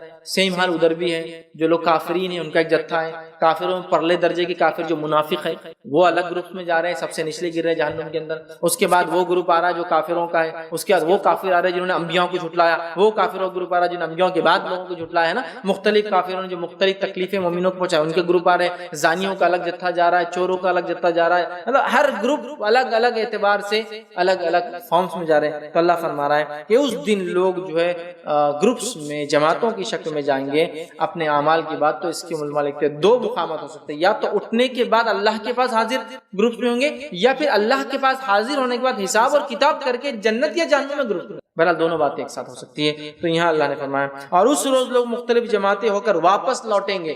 خبر سے اللہ تک واپس لوٹیں گے یا پھر اللہ سے جنت یا جہنم تک, ہم نہیں جانتے. بہرحال دونوں معنی بھی ہو سکتے ہیں. لوٹیں گے تاکہ انہیں ان کے اعمال دکھا دیے. اعمال دکھا دیے, رجسٹرز کھول دیے جائیں گے. اور یاد رکھیے اعمال دکھا دیے جائیں گے. لیکن ہم کبھی بھی اس گمان اور خوش فہمی نہ رہے جس طرح سے بہت سارے لوگوں کا معاملہ ہوتا ہے کہ اعمال بالکل کرتے نہیں ہیں اور یہ کہتے ہیں اللہ رحمان اور رحیم ہے, جبکہ اللہ فرما رہا ہے کہ اعمال دکھا دیے جائیں گے. اعمال کا اپنا ایک وزن ہے. اعمال بہت اہم چیز ہے, یاد رکھیں بہت اہم چیز ہے. اور اعمال میں خاص طور سے وہ اعمال جو پلڑے کو بھاری ہوتے ہیں, پلڑے کو جھکا دیتے ہیں. سیدھے ہاتھ کا جو میزان جب قائم ہوگا, ترازو جب لگے گا, اس کا رائٹ کو جو جھکا دیں گے, وہ اعمال جو حدیث میں آتے ہیں ان کو کرنے کی ہم نے زیادہ کوشش کرنا چاہیے. جیسے کہ سب سے افضل جو عمل, سب سے بھاری عمل جو ایک میزان میں ہو سکتا ہے وہ لا الہ الا اللہ ہے. لا الہ الا اللہ اس لیے حدیث کے اندر آتا ہے اگر ساری کائنات ایک پلڑے میں رکھ دی جائے اور لا الہ الا اللہ ایک پلڑے میں رکھ دیا تو لا الہ الا اللہ کا پلڑا جھک جائے گا. اتنا وزنی کلمہ ہے. مطلب اس کو پڑھے اور اس کے تقاضوں کو پورا کرے, اس پہ زندگی گزارے, اس پہ مر جائے تو وہ ہے. اسی طرح اخلاق کے بارے میں آتا ہے کہ اخلاق میزان میں سب سے بھاری عمل ہے, اس سے بھاری کوئی عمل نہیں اخلاق. تو ہم کیا کریں, وہ چیزیں جو ہمارے پلڑے کو رائٹ ہینڈ سائڈ کے پلڑے کو بھاری کر دیں گے وہ جمع کریں. افسوس کی بات ہے ہم لیفٹ ہینڈ سائڈ کی چیزوں کو, الٹے طرف کا جو پلڑا ہے اس کو بھاری کرنے والے عمل اللہ محفوظ رکھے وہ کرتے ہیں. بہرحال تو یہاں کہا کہ وہ اپنے اعمال ان کو دکھا دیے جائیں گے. اور کچھ لوگوں کے تعلق سے آتا ہے جن کے اعمال یہ ہے کہ ان کی نیکیاں بس ایک چٹھی پہ ہوں گی, بس اتنی گناہ کے 99 دفتر بھرے ہوئے. ایسے بھی لوگ, کچھ کے اعمال ایسے ہیں کہ جہاں تک نظر جاری اس کے گناہ کا دفتر ہے. مطلب اس کا جو رجسٹر ہے گناہوں سے اتنا بھرا ہے کہ جہاں تک نظر اس کی جاری اس کو پورے گناہ نظر آ رہے ہیں. ایسے بھی ہے. کچھ وہ ہوں گے جیسے انبیاء صلحاء, ڈر تو رہے ہیں کہ کیا ہوگا, لیکن اللہ ان کے ساتھ اچھا فیصلہ کرنے والا, لیکن پھر بھی ڈر رہے ہیں. صحیح مسلم کی روایت ہے آدم علیہ الصلوۃ والسلام, نوح علیہ الصلوۃ والسلام, ابراہیم علیہ الصلوۃ والسلام, موسیٰ علیہ الصلوۃ والسلام, عیسیٰ علیہ الصلوۃ والسلام, یہ تمام بڑے برگزیدہ انبیاء بھی ڈر رہے ہیں, کانپ رہے ہوں گے, اللہ کے سامنے حاضر ہونے کی ہمت نہیں کریں گے. آدم علیہ السلام کے لوگ جائیں گے اس لیے کہ میزان قائم نہیں ہوگا, لوگ اٹھ جائیں گے, گروہ در گروہ جا کے کھڑے ہو جائیں گے, جمع ہیں اور پسینے میں ڈوبے ہوئے, کوئی ٹکنے تک, کوئی گھٹنے تک, کوئی یہاں تک, اور کوئی مکمل ڈوبا ہوا ہے پسینے میں, اس لیے کہ سورج صرف 1 میل 1.5 کلومیٹر یا 1.25 کلومیٹر کے فاصلے پر آ چکا ہے. اور لوگ کہیں گے کہ چاہے جہاں بھی ہمارا فیصلہ ہو کم از کم یہ اس سے چھٹکارا ملے, یہ تکلیف میں ہم کھڑے ہیں. لوگ جا کے آدم علیہ السلام کے پاس حاضر ہو, کہیں گے آدم تم کو اللہ نے اپنے ہاتھوں سے بنایا, تم جا کے آج اللہ کو کہو کہ میزان قائم کر دے. آدم علیہ السلام کہیں گے بالکل نہیں, آج اللہ اتنا غضب میں ہے جو اس سے پہلے ہوا نہ اس کے بعد ہوگا. کہیں اگر اس نے میری وہ خطا پکڑ لی جب مجھ سے کہا تھا اس شجر, اس جھاڑ کے قریب مت جانا جس کا پھل میں نے کھا لیا, آج تو میں کہیں کا نہیں رہوں گا, تم کسی اور کے پاس جاؤ. ہاں تم ایک کام کرو, نوح کے پاس جاؤ, وہ پہلے رسول ہے جو انسانیت کی طرف بھیجے گئے, ہو سکتا ہے آج وہ تمہاری سفارش کرے, میں تو نہیں. بڑے انبیاء کہاں پر نوح علیہ السلام کے لوگ جائیں گے, کہیں گے نوح آپ چلیے میزان بولیے, اللہ کو حساب و کتاب قائم کرے. نوح علیہ السلام بولیں گے آج اللہ اتنا غضب میں, نہ اس سے پہلے تھا نہ اس کے بعد کبھی ہوگا, آج میں نہیں جاؤں گا. کہ اللہ نے میری بد دعا کو پکڑ لیا جو میں نے اپنی قوم کے خلاف کی, تو میں کہیں کا نہیں رہوں گا, تم کہیں اور جاؤ میرے سے. تم ایک کام کرو, ابراہیم کے پاس جاؤ, اللہ کے دوست خلیل ہے, شاید وہ کر دے. لوگ ابراہیم علیہ السلام کے پاس جائیں گے, ابراہیم علیہ السلام کہیں گے ابراہیم اللہ سے آپ جو ہے سفارش کیجئے کہ جو میزان قائم ہو جائے. ابراہیم علیہ السلام کہ نہیں, اللہ مجھے اگر پکڑ لے میرے 2-3 جو اقوال میں نے کہے تھے دنیا میں, تو آج میں کہیں کا نہیں رہوں گا, کہیں اور جاؤ تم. اور تم موسیٰ علیہ السلام کے پاس جو اللہ نے ان سے سیدھا کلام کیا, کلیم اللہ ہے. لوگ موسیٰ علیہ السلام کے پاس جائیں گے, موسیٰ علیہ السلام کہیں گے اللہ اتنا غضب میں ہے, نہ اس سے پہلے کبھی ہوا نہ اس کے بعد, میری اگر وہ خطا جو میں نے مکہ مارا تھا اور وہ آدمی مر گیا خپتی مصری, میں کہیں کا نہیں رہوں گا. تم عیسیٰ کے پاس جاؤ, وہ اللہ کا کلمہ ہے, کلمۃ اللہ, روح اللہ, اللہ نے روح ڈالی تھی, شاید وہ سفارش کرے. لوگ عیسیٰ علیہ السلام کے پاس جائیں گے, عیسیٰ علیہ السلام کو عذر حدیث میں نہیں آتا, انہوں کیا دیں گے, لیکن کہیں گے میں نہیں کر سکتا ہوں. آج محمد صلی اللہ علیہ وسلم کے پاس جاؤ, لوگ محمد صلی اللہ علیہ وسلم کے پاس آئیں گے, نبی اکرم صلی اللہ علیہ وسلم آگے بڑھیں گے, جا کے اللہ کے پاس کھڑے ہوں گے, اللہ ان کو کلمات سکھائیں گا, وہ کلمات سے وہ اللہ سے دعا کریں گے. اس کے بعد سجدے میں گر جائیں گے, سجدے میں وہ کلمہ پڑھیں گے جو اللہ نے انہیں سکھایا تھا. پھر اللہ رب العزت کہیں گے اے محمد صلی اللہ علیہ وسلم اٹھو, سفارش کرو, قبول کی جائیں گی. پھر نبی اکرم صلی اللہ علیہ وسلم سفارش کریں گے, کچھ لوگ اس سفارش کی وجہ جنت میں جائیں گے. پھر آپ سجدے میں گر پڑیں گے, پھر ایک وقفہ پتہ نہیں کتنا عرصہ, اس کے بعد اللہ کہے محمد صلی اللہ علیہ وسلم اٹھو سفارش کرو, قبول کیے جاؤں گے. پھر آپ سب اٹھیں گے, پھر سفارش کریں گے, پھر کچھ لوگ جائیں گے, پھر آپ سب سجدے میں گر جائیں گے. حدیث میں آتا ہے. تو یہ ایسی سفارش نہیں کہ ایک بار کی اور سب چلے گئے. نبی اکرم صلی اللہ علیہ وسلم بار بار وہ کلمات پڑھیں گے جو کلمات ان کا رب ان کو اس دن سکھائیں گا, پھر اس سے سفارش کریں گے, ایک جتھا اور گروپ نکل کے جائیں گا. سوال یہ جو اس چکر میں بیٹھے ہیں کہ اعمال بغیر کرے کہ بھی نبی کا دامن, اس کا دامن, ولی کا دامن پکڑ کے چلے جائیں گے. سوال یہ ہے کیا نبی ولی ان لوگوں کی سفارش کریں گے جو لوگ دین پر نہیں چل کے آئے, یا ان کی کریں گے جو چل کے آئے؟ بتائیے. یہاں تو پورے گناہ کیے جا رہے ہیں, ہم تو اس کا دامن پکڑ کے اس کے خاندان سے چلے جائیں گے. تو یہاں بڑے بڑے انبیاء بھی کاپ رہے ہوں گے دوسروں کی کیا حیثیت اور کیا اوقات ہے نا. بہرحال یہ وقت ہے. تو لوگ گروہ در گروہ جائیں گے, اپنے اعمال کو وہ دیکھیں گے, ان کے اعمال جو ہے تولے جائیں گے. اللہ تعالیٰ آگے فرماتا ہے تم ساتھ میں فَمَن يَعْمَلْ مِثْقَالَ ذَرَّةٍ خَيْرٍ يَرَهُ, اور جس کسی نے ذرہ برابر بھی خیر کیا ہوگا وہ عمل نامے میں دیکھ لے. اور روایت میں ہے کہ جس کسی نے مسجد میں سے تنکا اٹھا کر پھینکا ہوگا وہ بھی نامہ عمل لکھا ہوا ہوگا. مسجد سے تنکا اٹھا کر, مسجد میں ہوتی نا کچرا وغیرہ گرا ہوا ہے, پھینک دینا چاہیے. حدیث میں تنکا اٹھا کر پھینکا. اب ہمارے پاس ہوتا آپ کیسا پھینکنا, آپ اٹھا کے جیب میں رکھ لیجیے, مسجد سے نکل کر پھینک دیجیے. مسجد میں گندگی کرنا تو دور کی بات ہے, گرا ہوا تنکا اٹھانا چاہیے. مسجد کی در اور دیوار پہ تھوکنا نہیں چاہیے, ممانعت ہے اس کی ادر کی بہت سخت. ہمارے پاس ہم دیکھتے طہارت خانوں میں جا کے لوگ دیواروں پہ تھوکتے ہیں, راستے میں چلتے تھے مسجد کی دیواروں پہ تھوک دیتے ہیں, منع ہے, ممانعت. تو تنکا بھی اٹھایا ہوگا, تنکا صفائی وہ بھی لکھا ہوا, ذرہ بھی لکھا ہوا ہے. مطلب اس نے اگر ذرہ برابر بھی خیر کیا ہوگا وہ دیکھ لیں گا. اور ذرے کے معنی میں آتا ہے, جو مفسرین لکھتے ہیں جو بہت زیادہ قوی جو معنی لیا تھا وہ یہ چونٹی سے چھوٹی کوئی چیز. حالانکہ اس کے علاوہ بھی معنی لکھے ہیں لوگوں نے, عربی دان, جیسا کہ آپ زمین پہ ہاتھ مار کے جب اٹھاتے ہیں تو جو ایک سب سے چھوٹا پارٹیکل لگتا ہے اس کو بھی ذرہ کہا جاتا ہے. کچھ نے کہا وہ جو روشنی جو کسی سوراخ میں سے آتی دھوپ کے اندر اور اس میں کچھ چیزیں اڑتی وہ بھی ذرہ.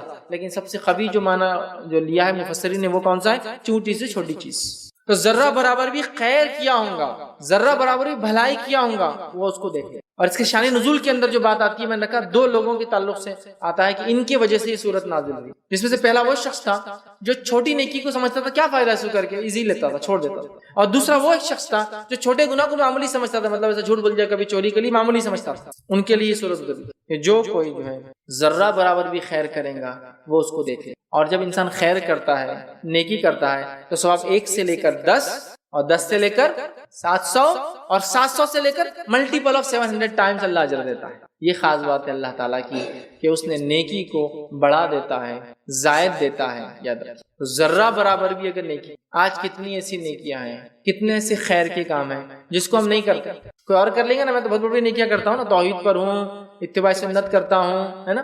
تو راستے میں کوئی آدمی گرا تو اٹھانا کیا ضروری ہے, کوئی دوسرا کر لے یہ نیکی. نہیں, پتہ نہیں وہ چھوٹی نیکی مغفرت کے لیے کام آ جائے. جس نیکی کو ہم معمولی سمجھ کے چھوڑ رہے ہیں ہو سکتا ہے وہی مغفرت کا سامان بن جائے, یا اللہ کے پاس وہی گرفت بن جائے کبھی. سمجھ رہا, تو کوئی بھی چیز کو چھوٹا نہ کرے, کوئی بھی چیز ذرہ برابر. اس لیے کہ اگر ہم دیکھیں تھوڑی چیز جمع ہو کر ہی جو ہے کوئی بڑی چیز بنتی ہے. تو ذرہ برابر بھی کسی خیر کو کیا ہوگا دیکھ لیں گا, اس نام اعمال میں لکھا ہوا. اور پھر فرمایا اللہ نے وَمَن يَعْمَلْ مِثْقَالَ ذَرَّةٍ شَرًّا يَرَهُ, اور ذرہ برابر بھی شر کیا ہوگا, برائی کیا ہوگا تو وہ بھی دیکھ لیں. ذرہ برابر بھی برائی کیا ہوگا تو وہ بھی لکھا ہوا دیکھ لیں گے. لیکن ہمارے رب کا فضل ہے, جود اور کرم ہے کہ وہ ایک گناہ کا ایک ہی گناہ دیں گا بدلے, ایک گناہ کا ایک ہی گناہ دیں گا. اور ایک نیکی کا 1 سے لے کر 10 اور 10 سے لے کر 700 تک اجر, اور 700 سے زیادہ اس کی نیت انٹینشن کے اعتبار سے ملٹیپل ٹائم آف 700 ملیں گا انشاءاللہ. لیکن گناہ کا ایک ہی ملے گا. یہ اللہ کا فضل ہے. اور اس پر ایک فضل یہ بھی ہے, ہماری نیکیاں گناہوں کو ختم کر دیتی ہے. اللہ نے فرمایا ان الحسنات یذہبن السیئات, نیکیاں گناہوں کو ختم کر دیتی ہے, مٹا دیتی ہے, ہٹا. سمجھ رہے ہیں, جیسے کہ انسان نے چھوٹے موٹے گناہ کیے اور اس کے بعد اس نے نماز قائم کر لی اور اس نے روزہ رکھا, اچھے سے وضو کرتا ہے, تو یہ اعمال کیا کرتے ہیں, اس کو معاف کرتے چلے جاتے ہیں. یہ سارے گناہ انشاءاللہ اس میں معاف ہو جاتے ہیں. ٹھیک ہے, نیکیاں ایک تو گناہ کو مٹاتی ہے اور خود اپنے آپ میں 1 to 10 اور 10 to 700 یا اس سے زیادہ اپنے آپ میں جو ہے فائدہ رکھتی ہے. تو لہٰذا یہ اللہ کا فضل ہے. تو ایک انسان نے ذرہ برابر نیکی کی ہوں گی دیکھ لیں گا اور ذرہ برابر شر کیا ہوں گا دیکھ لیں گا. اسی لیے بہت سارے سلف کا یہ خیال تھا کہ کسی گناہ کو کبھی چھوٹا سمجھ کے مت کرو اور کسی نیکی کو کبھی چھوٹا سمجھ کے مت چھوڑو. اس لیے کہ جب تم گناہ کرو گے، اس کی مثال ایسی ہے کہ کسی نے لکڑی جمع کی اور لکڑیاں جمع ہوتی رہی، لکڑیاں جمع ہوتی رہی، لکڑیاں جمع ہوتی رہی اور کسی نے اس میں آگ لگا دی.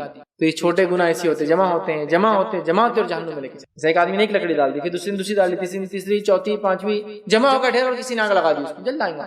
لیکن شروعات میں تو ایک تو ہے، دو تو ہے، تین تو ہے، چار تو ایسے ہوتا ہے. تو گناہ کا ایسی معاملہ آدمی شروع کرتا ہے تھوڑا تو ہے، تھوڑا تو ہے، تھوڑا تو ہے، تھوڑا تو ہے، بالکل ختم ہو جاتا ہے. دیکھیے اور نیکی بھی ایسی تھوڑی تو ہے، تھوڑی تو ہے، تھوڑی تو ہے، تھوڑی تو ہے، پوری کر لیتا ہے. اس کئی مثالیں میں دے سکتا ہوں. جیسے مثال کے طور پر ایک آدمی تھا کہ قرآن و سنت کے مطابق داڑھی رکھا ہوا تھا، پھر کسی موقع پہ اس کو لگا نہیں اب شادی وادی تھوڑی کم کر دیتا ہوں. ہوتا ہے بہت سے نوجوان شادی میں چھوٹی کر لیتے ہیں. پھر آپ دیکھیے اس کے بعد پھر شیطان آتا ہے، پھر چھوٹی اور چھوٹی اور چھوٹی. ایک زمانہ آتا ہے ایک دم بالکل مطلب بس لائف لائن چالو ہے، زندہ ہے، مطلب ابھی ختم ہونے کے بالکل در پہ. اور ایک زمانہ آتا ہے آپ بالکل کلین شیپ لیں. وہیں ایک آدمی تھوڑی سی رکھ لے، چلو ابھی رکھ لے دیکھیں گے، بقرعید تھی 10 دن نہیں کاٹا تو رکھ لیتا ہوں. پھر تھوڑی بڑی تھوڑی بڑی تھوڑی بڑی، کچھ سال بعد ملتے تو بولتے تو علامہ بن گیا، مطلب بڑی داڑھی ہو گئی اس کی. تھوڑی اسٹارٹ ہی ایسی چھوٹی سی ہوتی ہے اور پھر وہ چلتا رہتا ہوں. تو نیکیوں کو بھی ایسا ہے، جب ہم یہ تو چھوٹی ہے، چھوٹی نیکی کیا اس میں ضرور، جب ان تو بڑے نیکیاں کرتے ہیں تو آپ کیا کریں گے؟ پھر حقیر چونکہ نیکی کو جان لے، جب ایک چھوڑیں گے، دو چھوڑیں گے، تین چھوڑیں گے، زمانہ آئے گا آپ نیکی کو چھوڑ چکے ہوں گے. اور جب کسی گناہ کا چھوٹا تو ہے کیا ہوا کر لیتا، چھوٹا تو ہے کیا کر، چھوٹا چھوٹا چھوٹے گناہ جمع ہوتے ہوتے ایک بڑے گناہ کی طرف آپ کو آمادہ کریں گے. سمجھ میں زنا تو نہیں کرتا ہوں نا، صرف عورتوں کو دیکھ لیا تو کیا مسئلہ. آپ شروعات کر دی شیطان نے، چونکہ اس نے آپ کو ایک گناہ کو چھوٹا دکھایا. اب آپ وہ چھوٹا کریں گے تو بڑے تک پہنچنے کا راستہ اس نے خود بخود کھول دیا آپ کے میرے لیے. سمجھ رہے ہیں؟ تو کسی گناہ کو ہم چھوٹا سمجھ کے کبھی نہیں کرنا چاہیے، چونکہ ذرہ برابر بھی اس نے شر کیا ہوگا تو دیکھ لیں. ایک شخص آیا عبداللہ بن عباس رضی اللہ عنہ کے پاس اور اس نے آ کر کہا کہ مجھے اسلام کے بارے میں کچھ بتائیے، اسلام کے بارے میں کچھ. اور جب عبداللہ بن عباس رضی اللہ عنہ نے اس کو یہ آیت پڑھ کے سنائی، فَمَن يَعْمَلْ مِثْقَالَ ذَرَّةٍ خَيْرًا يَرَهُ، اور پھر فرمایا وَمَن يَعْمَلْ مِثْقَالَ ذَرَّةٍ شَرًّا يَرَهُ. اور اس نے کہا کہ میں یہ بات کو سمجھ گیا. عبداللہ بن عباس رضی اللہ عنہ نے فرمایا کیا تم اس بات کو سمجھ گئے؟ تو کہا سمجھ گیا. تو کہا اب تم سب سمجھ گئے. اگر تم اس کو سمجھ گئے اس بات کو اور اس پر ٹکے رہے ساری زندگی تو تم سب سمجھ گئے. بہت زیادہ سمجھانے کی ضرورت نہیں کہ ذرہ برابر بھی نیکی کرو گے تو مل جائے گا، ذرہ برابر بھی شر کرو گے، گناہ کریں گے تو اس کا بدلہ مل جائے گا. اب آدمی ہر کام سے پہلے یہی سوچے، ہر کام سے پہلے، ہر کام سے پہلے کسی کی زمین ہتھیانا ہے، ذرہ برابر کا بدلہ ملے گا تو یہ تو اتنی بڑی زمین ہے. حدیث میں آتا ہے ایک بالی زمین کسی نے ماری تو 7 زمینوں کے برابر وزن گلے میں لٹکا دیا جائے گا. ارے نہیں کرنا، نہیں تیسری تو لے رہے کیا جا رہا ہے، 1 انچ 2 انچ ذرہ کی بات ہو رہی. نہیں تو ذرہ پھر اتنی اور اتنی، اور یہ سوال ہی نہیں آتا نہیں تو نہیں. اور ذرہ برابر نیکی کی ہوں دیکھ لیں گا تو آدمی کبھی نیکی کو نہیں چھوڑے گا، چاہے کچھ بھی ہو، کچھ نہ کچھ کر کے نیکی کریں گا. نہیں کرنا چاہیے. اور جب وہ تھوڑی تھوڑی نیکیاں کرنے لگیں گا وہ بڑی نیکیوں تک آسانی سے انشاءاللہ پہنچ جائے. اور جب تھوڑے تھوڑے گناہ کرنے لگیں گا تو اللہ رحم کرے بچائے وہ بڑے بڑے گناہوں تک. سمجھ رہے ہیں؟ تو یہ بڑی اہم چیز ہے یاد رکھیں جو اس قرآن کے اس سورے کا جو پیغام ہے نا سورۃ الزلزال کا، وہ ہے ایک تو آخرت کا تصور یاد دلائے سورت میں. تم کو اٹھنا ہے، گروہ در گروہ تم اللہ کے پاس حاضر ہوں گے اور تم جنت اور جہنم میں گروہ در گروہ جاؤں گے.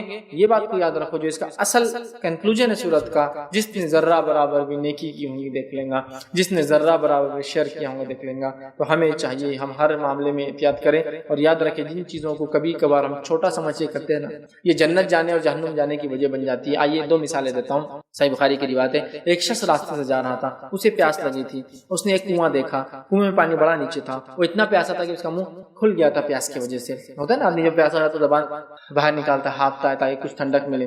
اس نے پانی نیچے تھا، وہ اندر اترا کنویں میں، پانی پیا. چونکہ اس کو ڈول نہیں تھا، پانی کھینچنے کا کوئی طریقہ نہیں تھا. جب وہ اوپر آیا دیکھا ایک کتا ہے، زبان باہر نکلی ہے، ہانپ رہا ہے. اور اس نے سوچا اس شخص یہ ویسے ہی پیاسا جیسے میں پیاسا تھا، پانی کیسے لانا، ڈول بھی نہیں. سمجھ رہا؟ اور کتا کوئی اتنا سمجھدار جانور نہیں کہ اٹھا کے اندر لے جا سکتے، لے گئے تو لائیں گے کیسا، لاجیکل نہیں. وہ اندر اترا کنویں میں. اترنے کے بعد اس نے اپنے جوتے کو اتارا، جوتے میں پانی لیا، جوتے کو منہ میں پکڑا، اوپر لا کر کتے کو پانی پلایا. کتا نجس عین ہے، اس کا بیچنا، اس کی جلد، مطلب اس کی چمڑی، وہ سب حرام ہے. اس کی تجارت کچھ نہیں کر سکتے. لیکن اس کے بعد بھی وہ اللہ کی مخلوق ہے نا، پیاسا تھا، پانی پلایا. اللہ نے اس کے عمل کی وجہ اس کی مغفرت کر دی، گناہ معاف. دوسری روایت میں آتا ہے کہ ایک فاحشہ عورت تھی. لیکن ایک بات یاد رکھیں ان تمام روایتوں میں یہ لوگ توحید پڑھتے ہیں، توحید کے بعد تمام ان سے گناہ ہو رہا ہے. فاحشہ عورت تھی، توحید پرست تھی، لیکن کیونکہ توحید کے بغیر مغفرت ہوتی نہیں کسی. یہ بات بالکل آپ لکھ لیے، مطلب یہ کبھی بھی ایسا کچھ آتا نہیں مغفرت ہوگی تو توحید پرست ہی تھا، گناہ گار تھا.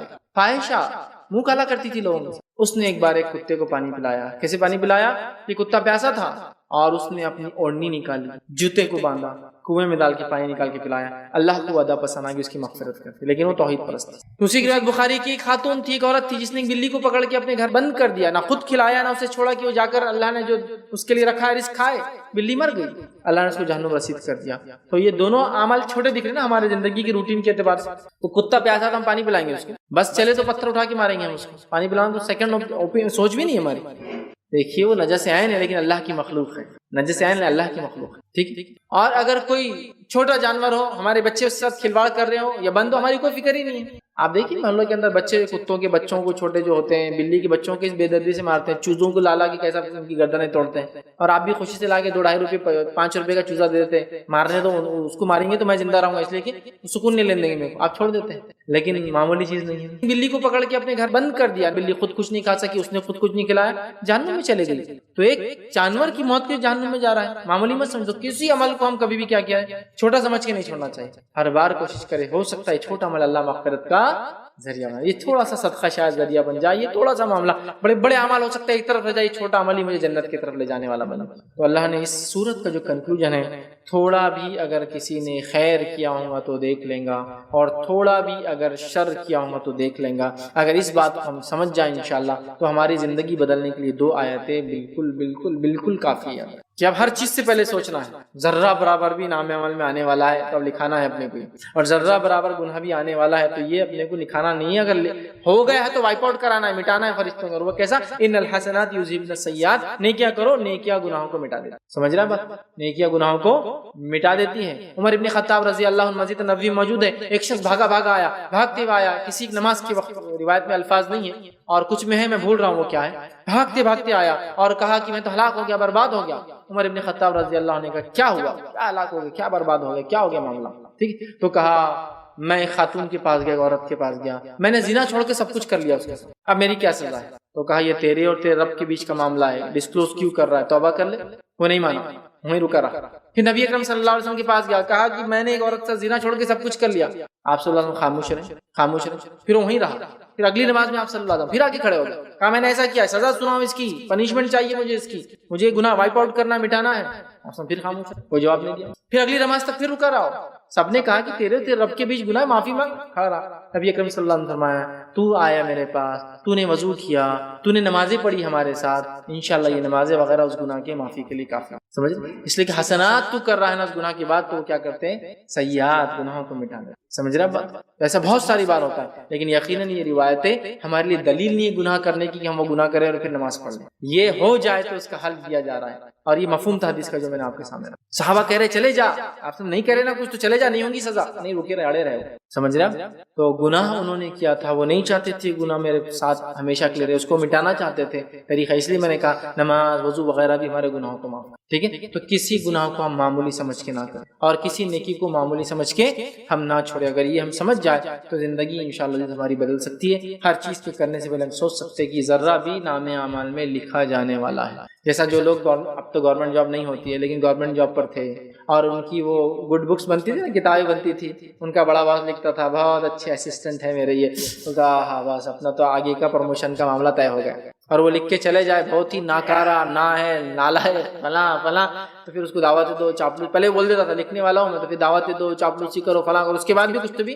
غلط لکھ کے جاتا تھا۔ وہ ریکارڈ بک آپ کے لائف ٹائم کی اچیومنٹ پر، آپ کے پینشن پر، آپ کی سروس پر پورا ایفرٹ کرتے ہیں، ہے نا؟ تو اسی طرح نام اعمال بھی تیار ہو رہا ہے، فرق یہ کہ ہم اس کو دیکھ نہیں سکتے، لیکن تیار ہو رہا ہے۔ تو میں بھی چاہوں گا میرے گڈ بکس پورا، میرا ہر چیز، میرا نام اچھی کتابوں میں صرف لکھا، ہم اس کو مٹا سکتے اپنے گناہوں کو۔ تو ہر کام کرنے سے پہلے یہ سوچیے کہیں یہ چھوٹا گناہ ہے لیکن کہیں اس میں تو نہیں آ رہا ہے کہ میں چھوٹا سمجھ کے کر رہا ہوں، اس لیے کہ پھر اس میں بڑے کی طرف جا سکتا ہوں، اور کسی نیکی کو میں چھوٹا سمجھ کے نہ کروں۔ انشاءاللہ اگر ہم یہ کریں گے تو ہم حقیقت میں یاد رکھیں دین اور اسلام کے پیغام کو سمجھیں گے، وہ یہی ہے کہ کسی چیز کو ہم چھوٹا سمجھ کے عمل کو نہ چھوڑے کبھی، اور کسی گناہ کو چھوٹا سمجھ کے ہم نہ کریں۔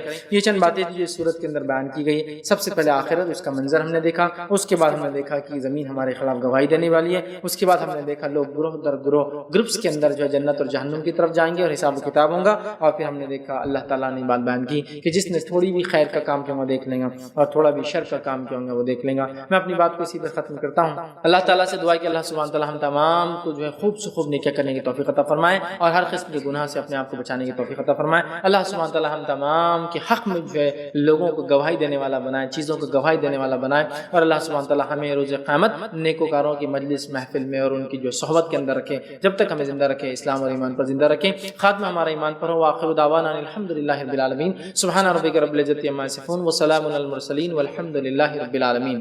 بسم اللہ الرحمن الرحیم. الحمدللہ رب العالمین والصلاة والسلام علی خاتم النبیین والمرسلین. رب اشرح لی صدری ویسر لی امری واحلل عقدۃ من لسانی یفقهوا قولی. اما بعد. جی السلام علیکم. ویسے میرا سوال تھا کہ ہمارے گھر میں ہمارے پڑوسی ہیں تو ان کے گھر میں بہت سے جھاڑ ہیں, تو ان کے جھاڑوں کے اکثر جو ہے پورے ٹہنیاں وہ ہمارے گھر میں آ گئی. تو جام کا جھاڑ ہے تو ان کے جام ہمارے گھر میں گرتے, تو ہمارے گھر والے بولتے ہیں کہ وہ ہمارے اپنے گھر میں گر رہے تو کھا لیں گے کر کے, اور وہ تو جائز رہیں گے کیا, اور ان کا کچرا پورے ہمارے گھر میں گرتا تو بولتے وہ اپن جھاڑ رہے بھی نہ تو جام بھی اور گرے ہوئے کھا رہے, بولے توڑ کے کیا کھا رہے. تو یہ جام یہ چھوٹا گناہ ہوگا, حرام رہیں گا یا پھر جائز رہیں گا؟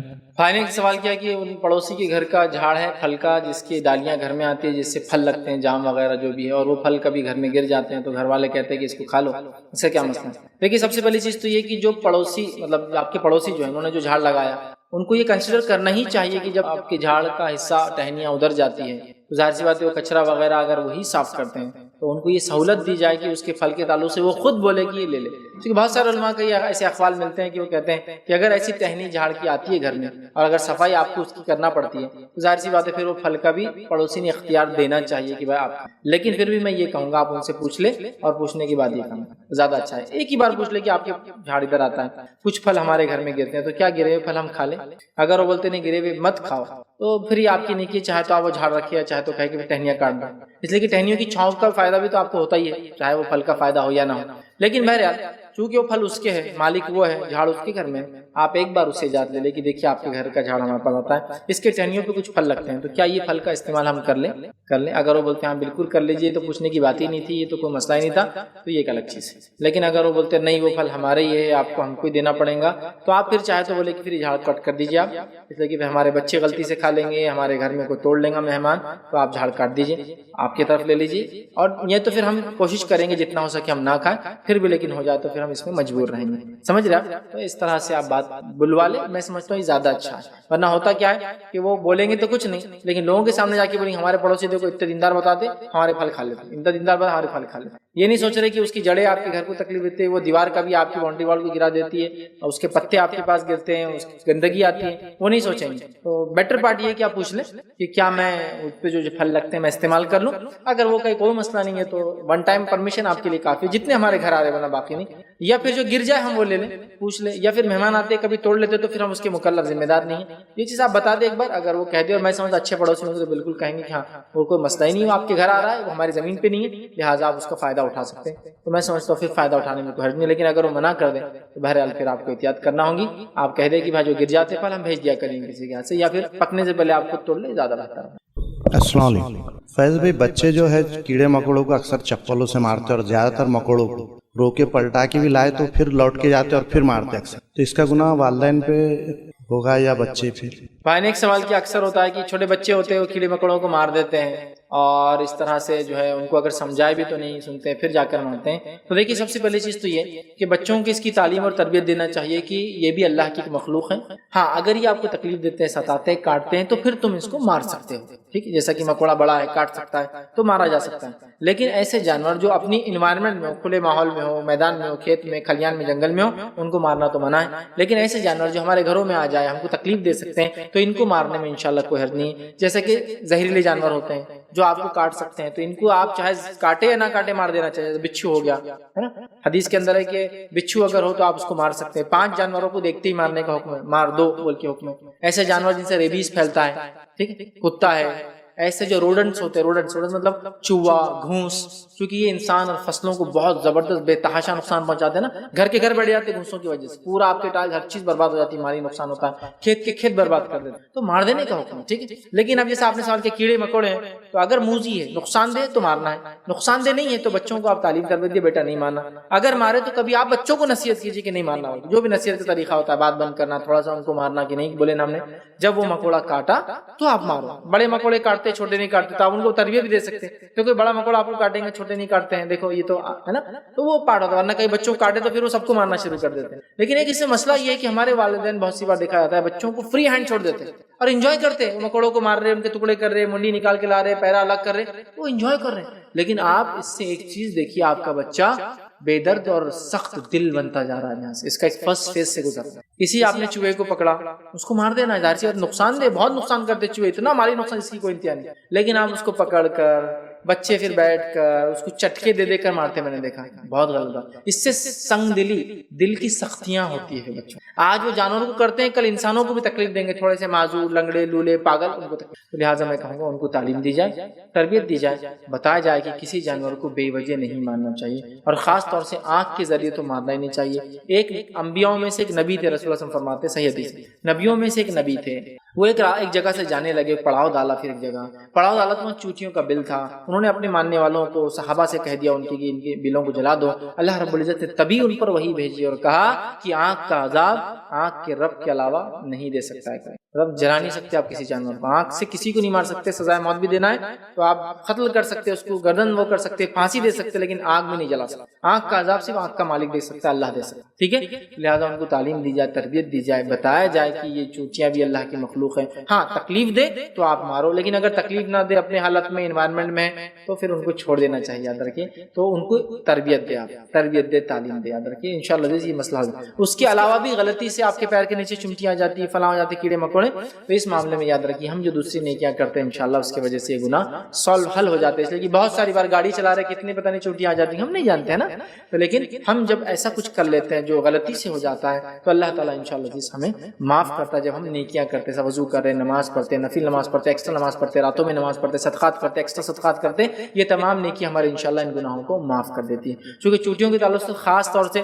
سورہ بھی ہے قرآن کے اندر، ہے نا، نمبر، اس کے بعد جو ہے پورا ایک واقعہ بھی سلیمان علیہ السلام کا اس کے اندر، کہ وہ چوٹیاں تھی اپنے اپنے کام کر رہی تھی، جب سلیمان علیہ السلام کا لشکر آیا تو ایک نے چلا اور کہا کہ اب سلیمان کا لشکر ہم کو رون دیں گا، ہے نا، تو سلیمان علیہ السلام اللہ کا شکر ادا کیا کہ اللہ نے یہ صلاحیت دی تھی ان کو کہ چوٹیوں کی بات چیت وہ سن سکتے تھے۔ سلیمان علیہ السلام کا ہی ایک واقعہ ہے جو حدیث کے اندر آتا ہے کہ بارش نہیں ہوئی ایک مرتبہ، سلیمان علیہ السلام نے لاؤ اور لشکر کو لے کر چلے صلاۃ الاستسقاء کے لیے، بارش کی نماز کے لیے، جب آدھے راستے میں پہنچے تو کہا واپس چلو، لوگوں نے کہا کیا بات ہے سلیمان نماز نہیں ہوئی، تو کہا ہم جب راستے چلے تھے میں نے ایک چوٹی کو دیکھا جو پیٹ کے بل لیتی تھی، اپنے پیر اوپر کر کے اللہ سے دعا کر رہی تو اللہ نے اس کی دعا سن لی، بارش کے لحاظ ہم چلے۔ تو یہ ساری چیزیں تو جو انجانے میں ہو جائے ایک الگ بات ہے، لیکن